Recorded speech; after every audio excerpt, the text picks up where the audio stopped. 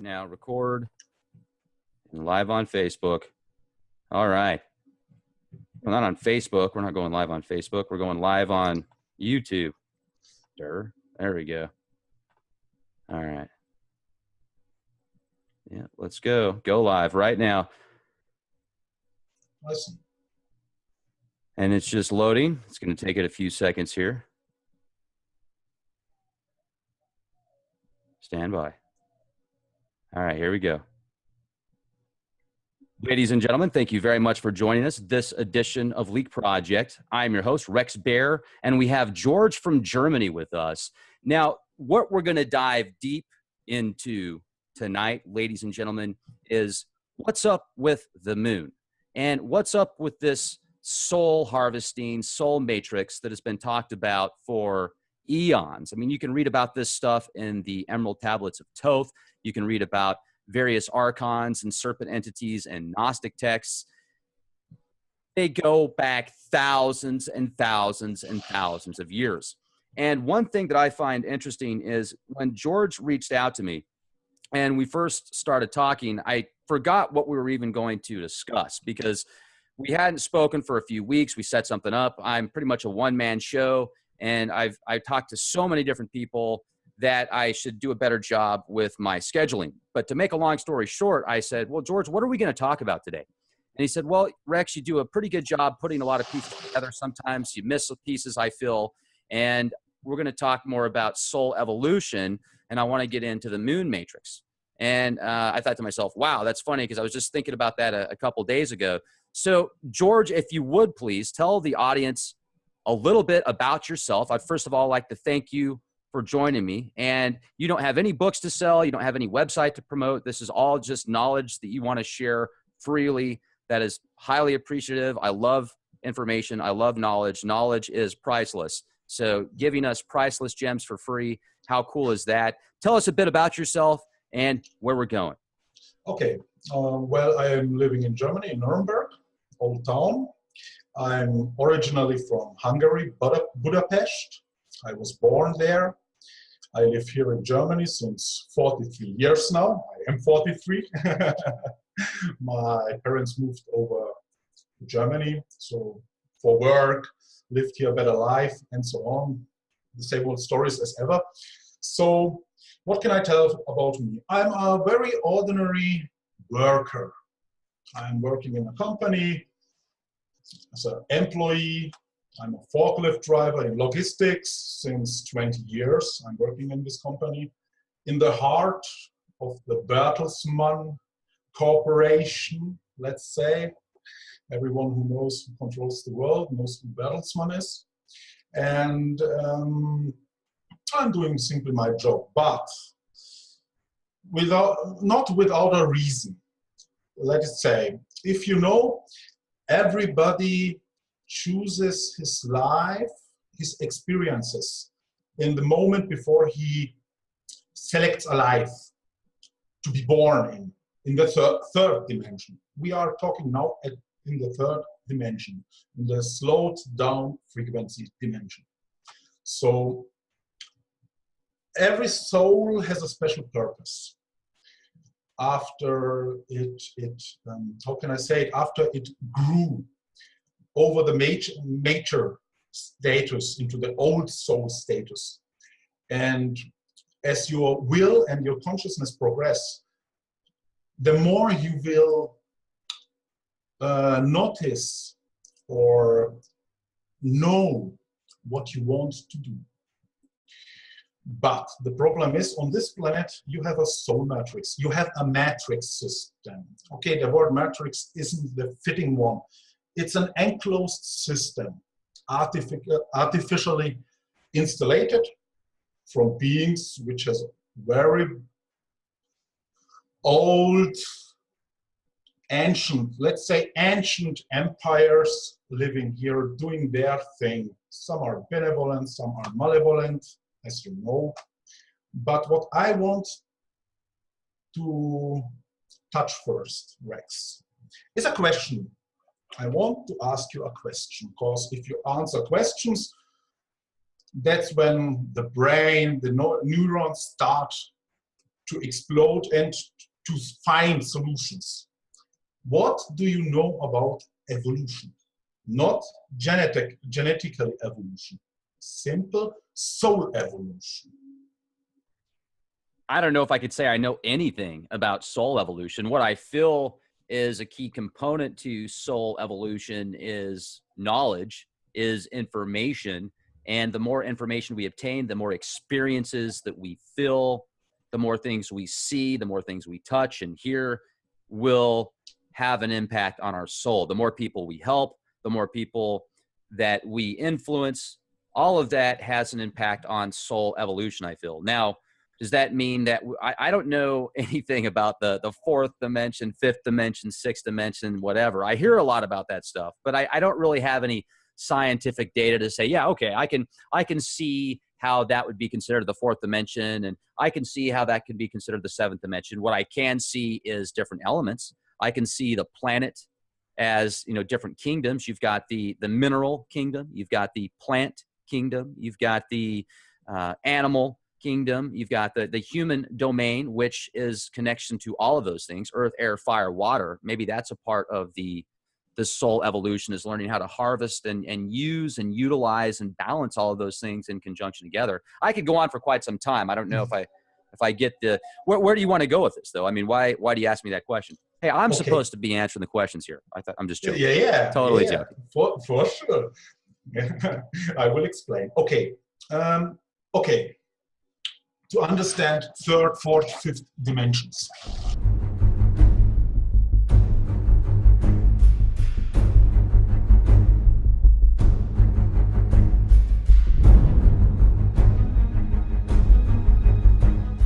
All right, folks, you need to take a look at this. This is called the Tiger Stream streaming device. Pretty much, we're getting rid of cable because we heard about this. And y'all already know what it is. Your boy Soulja Boy. Shout out to Tiger Stream. We just opened it up straight out the box.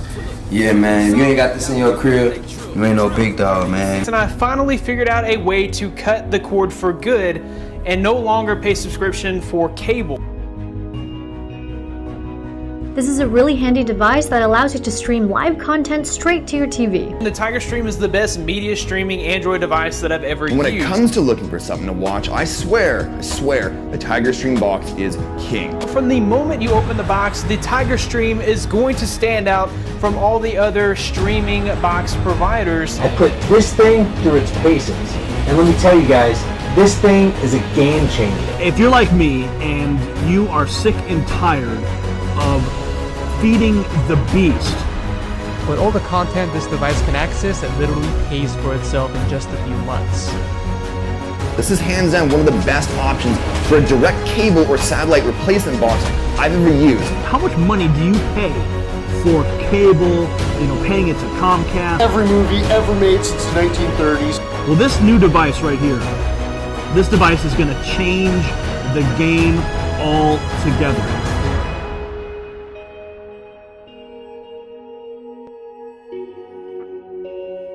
Imagine now in your mind, imagine, okay? You are in a higher level of consciousness, out of time. Time is a linearity. So this means it runs from 0 to 12 and again from 0 to 12. Life cycles, time cycles, seconds are cycles, everything is a cycle in the third dimension. The fourth dimension is a bit above of it, okay? You can change between third dimension, fourth dimension, because you are not bound to your biomachine.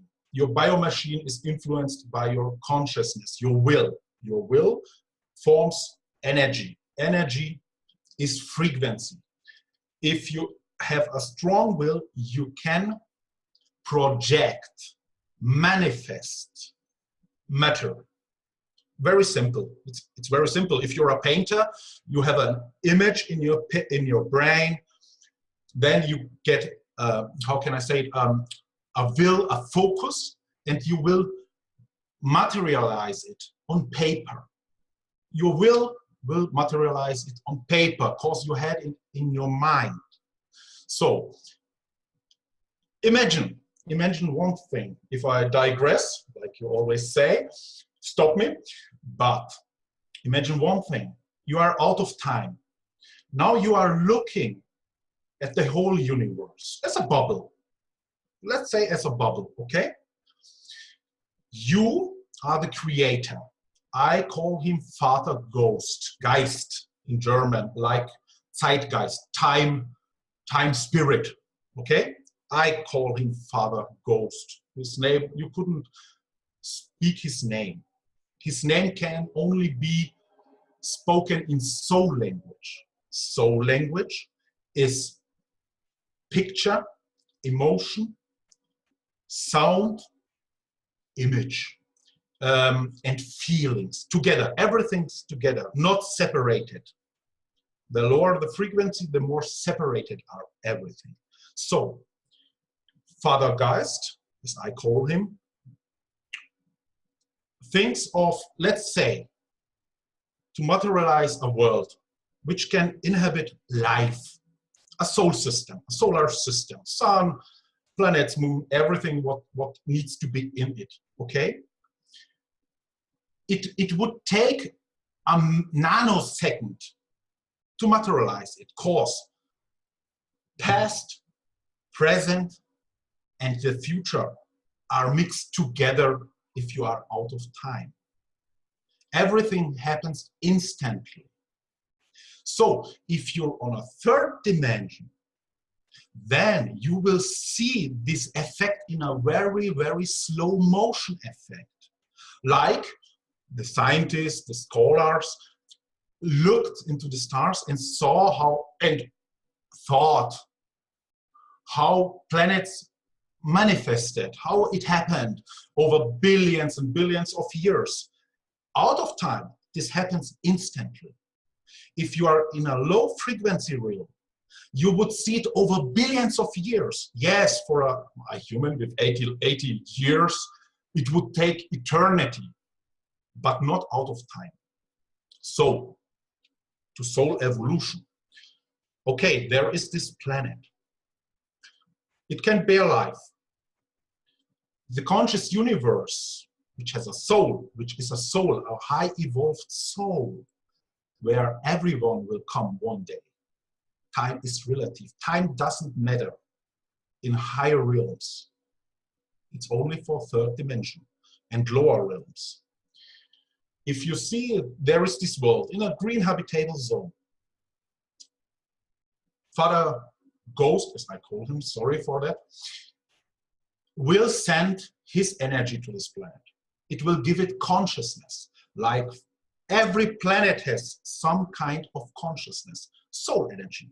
It's the energy that goes everywhere, through everywhere, that interconnects everything. Every living, breathing being, even some beings that are not breathing and living. It's energy. So it is created. The whole universe is created from him. He is the universe. We are all him and us. It's a paradoxon. But you are a lot and only one at the same time. But in a lower dimensions, you can't imagine, you can't grasp it, you can't measure it. You can't measure it because it's way, way above everything you can measure. So if this planet, let's say, we see here this beautiful picture of the, this artificial satellite, the moon. Let's imagine it's a habitable planet. So this universe sends energy to it, soul energy. This planet becomes a conscious planet. In the higher dimensions, this planet instantly, in the same nanosecond it was created, it had all life forms on it. Manifested thoughts. Matter is manifested thought. If you're in a higher dimension, you can see it. But there it is. In a lower dimensions, you would see over a billion years how the moon or this planet would manifest out of dust, through gravity, through physics, everything. But out of this realm, out of the third dimension, it will manifest in a nanosecond. And it does all the time in this universe. Billions of stars die, billions of stars were born in nanoseconds, because he is creating everything all day long, because past, present, and the future are all together in higher realms. So, soul evolution. Darwin taught us that, teach us, excuse me, as I said, my English isn't perfect. Darwin teach us biological evolution, but he also stated at the end of his manuscripts, don't take my word, I am not correct, find your own answers. So, biological life is manifested. It's a thought, it's will, then it's manifested. Soul evolution. If, let's take a group of young souls, okay? Coming to this world, to this conscious world, which is inhabited by a spirit, a soul. Soul. Everything has a soul. This soul prepares the garden. It is the garden keeper. On Earth, you call her Gaia. The natives call her Gaia too, Mother Earth, and so on. So you will find all this in ancient cultures, ancient civilizations, tribes. All have their different names for Gaia. It doesn't matter which name.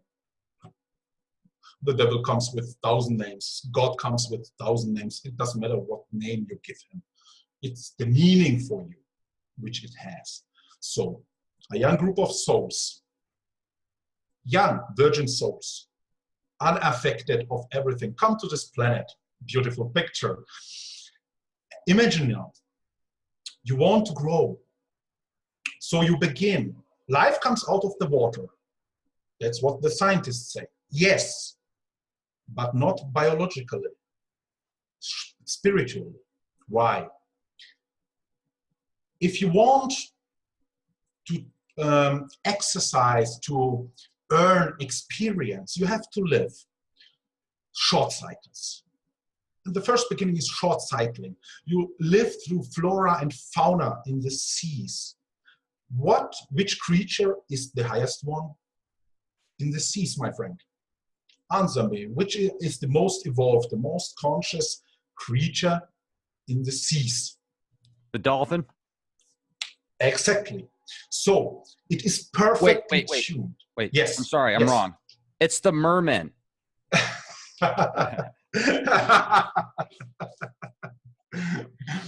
Dang it. Okay. If you look at it, a dolphin doesn't change its form over millions of years. Why? Because it's perfect. It's perfect. It's very simple. In his environment, it's perfect. It knows how to breathe. It knows how to dive. It has a social life. It swims in groups. It takes care of others. It can communicate over 5,000 miles per telepathy. It uses more of his brain than the human does. So it's the, let's say, last step for a young soul. If it took enough experience in the seas, every creature, every fauna, flora, it has to come. It's like a hard drive. Your soul is like a hard drive, but you don't need to change it. It's growing over knowledge. It's like humans build PCs, build cars, but the core of it, the core function is always the same. It's always the same. Your PC has a RAM. It's like your brain now. It's of a short memory. You have your heart, the CPU. You breathe air. It's the power connector in your PC. And you have the hard disk. And what happens if the hard disk is full? You take another one, put it in, and you have more space to save data. Your soul is a hard drive. Very simple, but it's an evolving, replicating hard drive frequency, energy frequency hard drive. It never loses anything. Even if it gets erased, it never loses everything. Never anything. It can always be downloaded from the next step above. Your conscious blueprint, your body blueprint, because you're interconnected with your material biomachine, your soul, then in the next dimension with your energy body, then at top of it with your conscious mind, and what kind of level of knowledge you have, what kind of level you reached in your lifetime, you are connected always with force. It doesn't matter how low you are or how high you are. You're always connected. It's a network, like the neurons in your brain. If you look at the firmament, the stars, galaxies, doesn't they look like neurons? You said it by yourself as you looked at them. Yes, they do. Because everything has consciousness. Everything is interconnected. So, everything you learn makes you, let's say, bigger, stronger. Your will become stronger. You will more know what is your way, the path you want to choose. Free will universe. So evolution, let's get back to the little dolphin. If you had everything experienced in the seas, then the next step is to come on the land. And you know as a dolphin how to breathe air, that there is a sun, there can get cold, there are storms, there is rain. You have everything needed to know as a basics. Like if you go out into the wilderness, you need to know the basics, and everything else is experience. So, as biology is a manifested thought, everything is there. It only needs to be fine-tuned by, let's say, Gaia, the conscious soul of this habitable planet. It only needs to be adjusted to climatic changes, meteorite impacts, whatever happens in the third dimension, okay? So then life goes on in the same fashion on land to evolve, like a diamond that you buried out, fresh out of the earth. It's dirty, it's not polished, but every life cycle makes it cleaner. Every cycle makes it cleaner, cleaner, cleaner, and bigger and stronger. And your soul is a big light. It's like a supernova. The older you get, the stronger you will become. Your let's say, your longing for freedom, because this is a free will universe where everything is free. You can do whatever you want. In the third dimension, there is this karma matrix. Let's say a karma matrix. It's like, it holds the balance. White karma, black karma. But something is there, needs to be there to hold the balance between these two. This is chaos energy. And that's another topic which we can touch later maybe, if you have the time. If not, another time, if you are interested. So let's say these young souls evolved everything through every body that you can imagine. Plants, trees, which are the highest biological entities on this planet, because they can live for thousands of years if no one cuts them down. Okay, so it sees everything. Time passes, tribes die, civilizations go. It can overlook it. 5,000, 4,000-year-old trees, no problem for them. And also, the more knowledge you get, the more energy you get, the more advanced the biomachine becomes. The scientists say we come from the apes. Biologically, everything is interconnected. Everything is the same. Matter is the same. Everything is the same. DNA, matter, atoms, neurons, doesn't matter. Everything is interconnected. Yes, we come from the apes. Excuse me, yes? No, say it. Say it. Or ask. No, please continue. I'll ask after. That's fine. Okay, so be it. So, yes, we come from the apes. Not genetically now, on soul evolution. Cause why? Before you get the human body, which is far, far advanced on a free world, which is not interfered with, okay? We are not talking about interference. It's free, like it should be. The ape has everything you need, like the dolphin in the seas. The ape-style biomachine has everything you need to learn. You can learn how to have sex. You can learn how to have a social behavior, an own language, live in tribes, be interconnected, live in your nature, take care of your child, take care of everybody in your ape tribe. So if you have everything experienced in this tribe, then you get to this next proto-machine, biomachine, the human. Why? Because there comes empathy. There comes consciousness, real consciousness.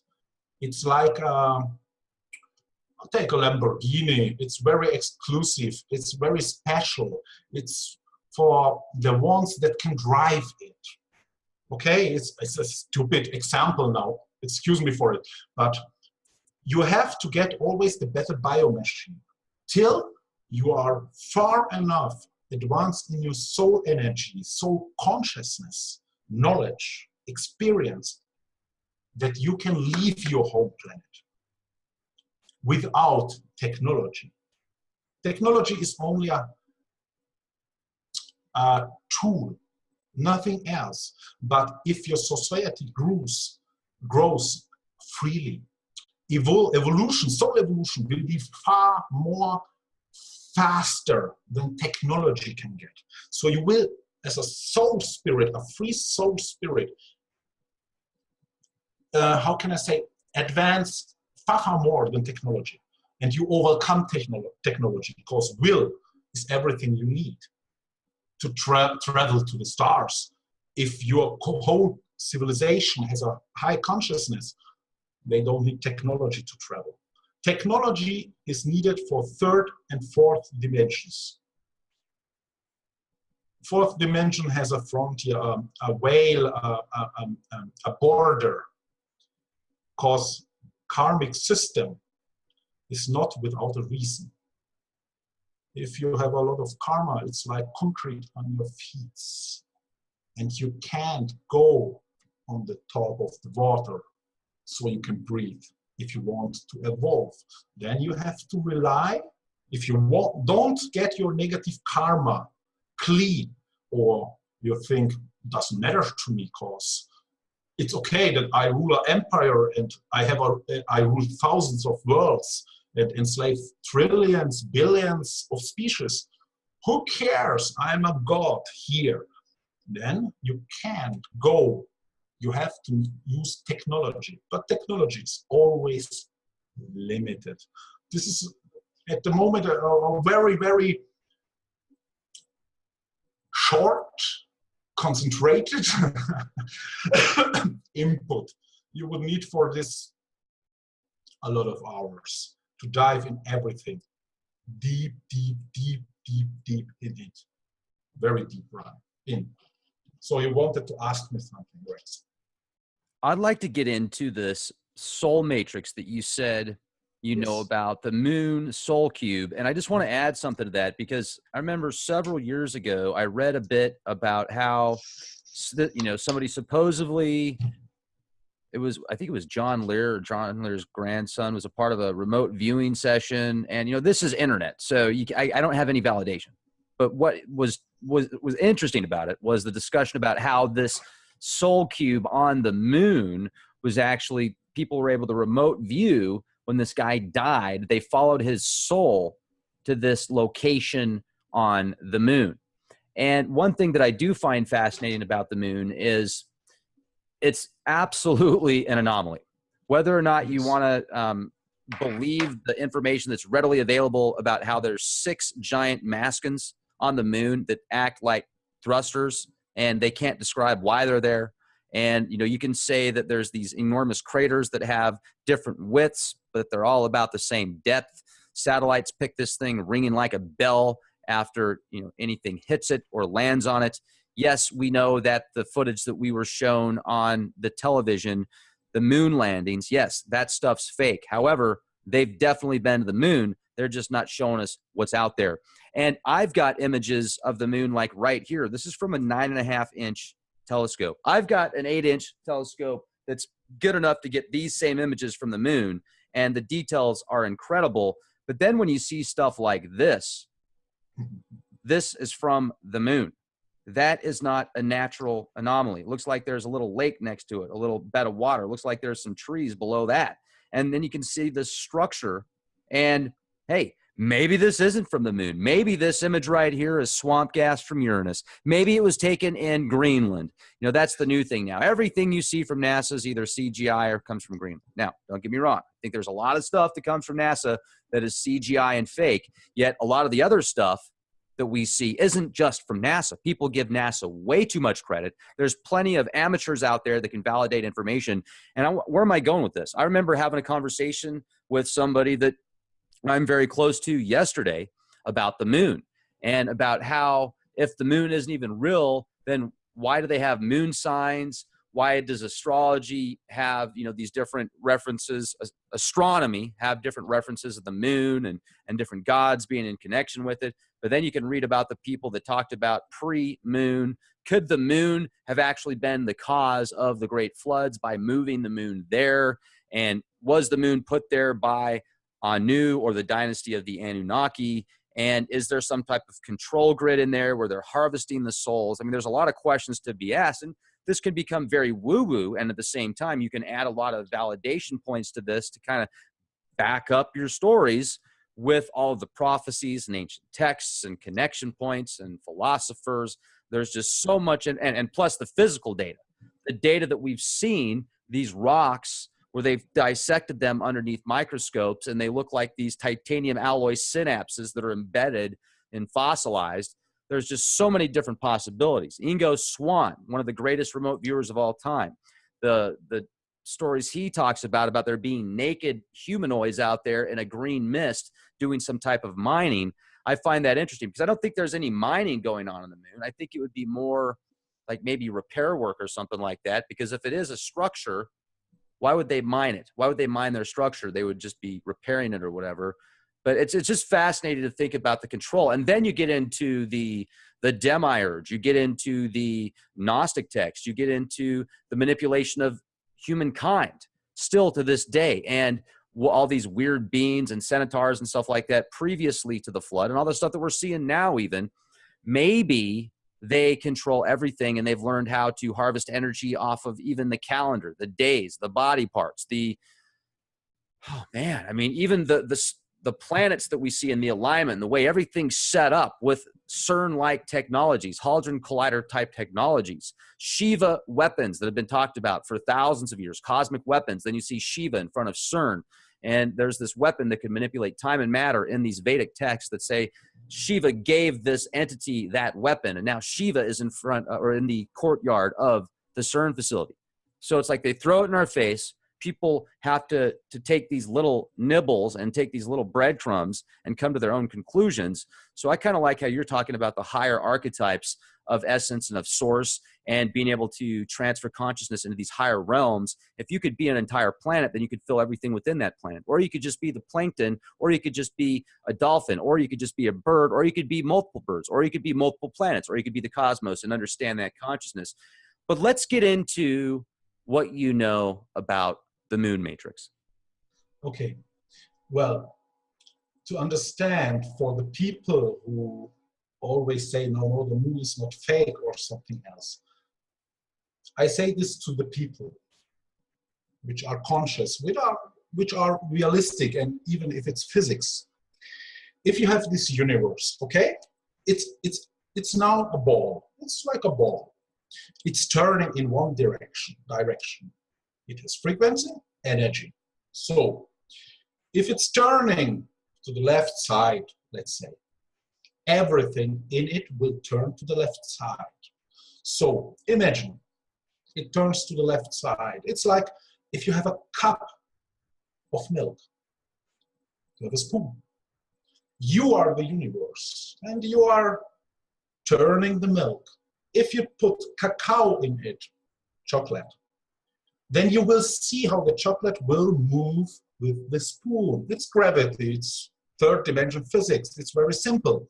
So every galaxy in this universe, which is connected with the whole universe, a conscious universe, will turn into the same direction, same frequency, same vibration, same energy.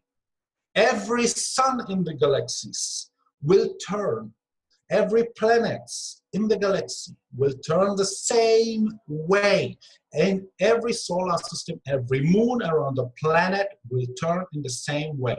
So what happens? You have your cup of milk with the hot chocolate in it, and let's say it doesn't melt. So you see how it turns. So what happens if I take, let's say, another spoon, a little spoon, and hold it into your little solar system. You're the sun. Your spoon is now the sun. Every planet turns the same way.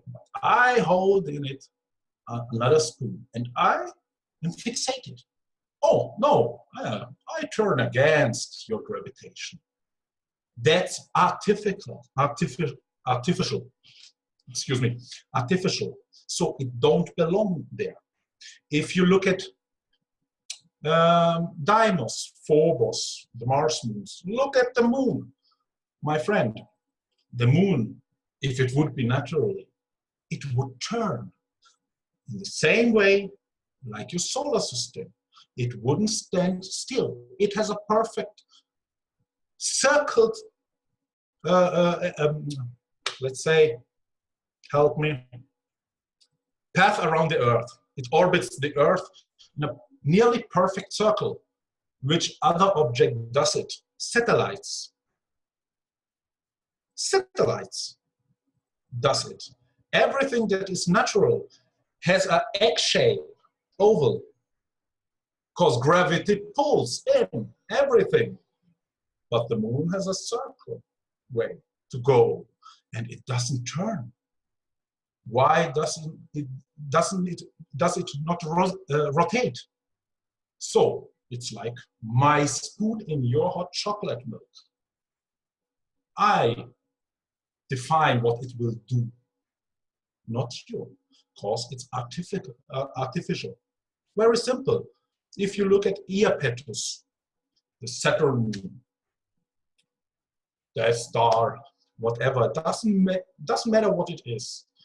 Look at Saturn, the hexagonal entry on his north pole, I think.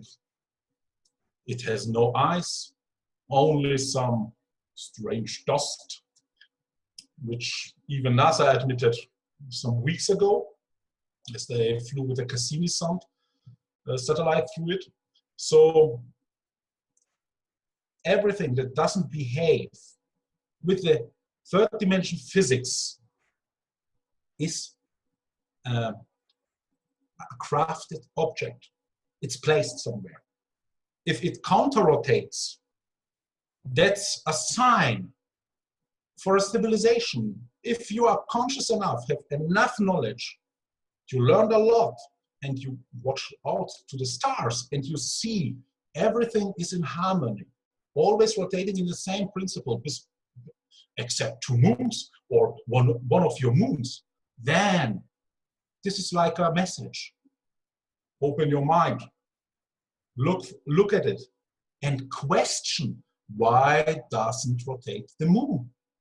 I asked some of my friends, and even in the work, people, when it was full, have you ever asked why it doesn't rotate? And they look at you and ask, no, why? And if you explain them the simplest form of gravity, physics, Newtonian law, everything has to rotate because this whole universe is rotating in a special frequency from high above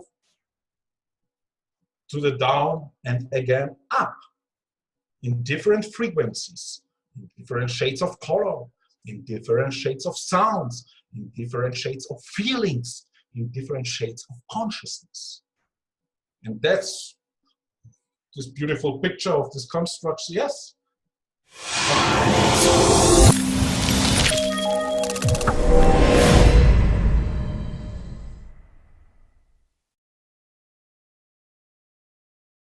Scientific data to say, yeah, okay, I can see how that would be considered the fourth dimension, and I can see how that can be considered the seventh dimension. What I can see is different elements. I can see the planet as, you know, different kingdoms. You've got the mineral kingdom, you've got the plant kingdom, you've got the animal kingdom, you've got the human domain, which is connection to all of those things: earth, air, fire, water. Maybe that's a part of the soul evolution, is learning how to harvest and use and utilize and balance all of those things in conjunction together. I could go on for quite some time. I don't know if I get the where do you want to go with this though? I mean, why do you ask me that question? Hey, I'm supposed to be answering the questions here.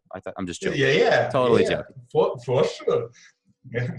I will explain. Okay. Okay. To understand third, fourth, fifth dimensions.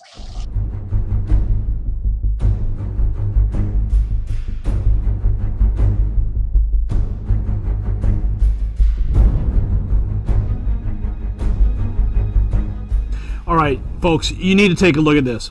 This is called the Tiger Stream streaming device. Pretty much, we're getting rid of cable because we heard about this. And y'all already know what it is. Your boy Soulja Boy. Shout out to Tiger Stream. We just opened it up straight out the box.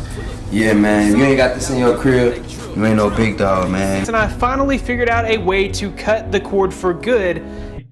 Installed from beings which has very old, ancient, let's say ancient empires living here, doing their thing. Some are benevolent, some are malevolent, as you know.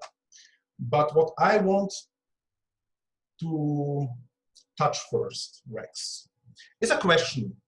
I want to ask you a question, because if you answer questions, that's when the brain, the neurons start to explode and to find solutions. What do you know about evolution? Not genetical evolution, simple soul evolution. I don't know if I could say I know anything about soul evolution. What I feel is a key component to soul evolution is knowledge, is information. And the more information we obtain, the more experiences that we feel, the more things we see, the more things we touch and hear will have an impact on our soul. The more people we help, the more people that we influence, all of that has an impact on soul evolution, I feel. Now, does that mean that I don't know anything about the fourth dimension, fifth dimension, sixth dimension, whatever? I hear a lot about that stuff, but I don't really have any science. I'm working in this company in the heart of the Bertelsmann Corporation, let's say. Everyone who knows who controls the world knows who Bertelsmann is. And I'm doing simply my job, but not without a reason. Let's say, if you know, everybody chooses his life, his experiences in the moment before he selects a life to be born in the third dimension. We are talking now in the third dimension, in the slowed down frequency dimension. So every soul has a special purpose. After how can I say it? After it grew over the mature status into the old soul status. And as your will and your consciousness progress, the more you will notice or know what you want to do. But the problem is, on this planet, you have a soul matrix. You have a matrix system. Okay, the word matrix isn't the fitting one. It's an enclosed system, artificially. Now record and live on Facebook. All right. We're not on Facebook. We're not going live on Facebook. We're going live on YouTube. There we go. All right. Yeah, let's go. Go live right now. Listen. And it's just loading. It's going to take it a few seconds here.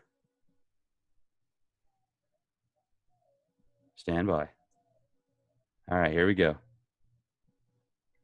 Ladies and gentlemen, thank you very much for joining us this edition of Leak Project. I'm your host, Rex Bear, and we have George from Germany with us.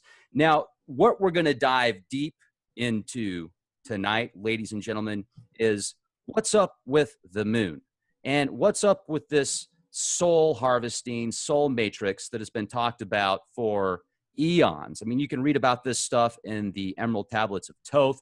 You can read about various archons and serpent entities and Gnostic texts. They go back thousands and thousands and thousands of years. And one thing that I find interesting is when George reached out to me and we first started talking, I forgot what we were even going to discuss because we hadn't spoken for a few weeks. We set something up. I'm pretty much a one-man show, and I've talked to so many different people that I should do a better job with my scheduling. But to make a long story short, I said, well, George, what are we going to talk about today? And he said, well, Rex, you do a pretty good job putting a lot of pieces together. Sometimes you miss pieces, I feel. And we're going to talk more about soul evolution, and I want to get into the moon matrix. And I thought to myself, wow, that's funny because I was just thinking about that a couple days ago. So, George, if you would please tell the audience a little bit about yourself. I'd first of all like to thank you for joining me. And you don't have any books to sell. You don't have any website to promote. This is all just knowledge that you want to share freely. That is highly appreciative. I love information. I love knowledge. Knowledge is priceless. So giving us priceless gems for free, how cool is that? Tell us a bit about yourself and where we're going. Okay. Well, I am living in Germany, in Nuremberg, old town. I'm originally from Hungary, Budapest.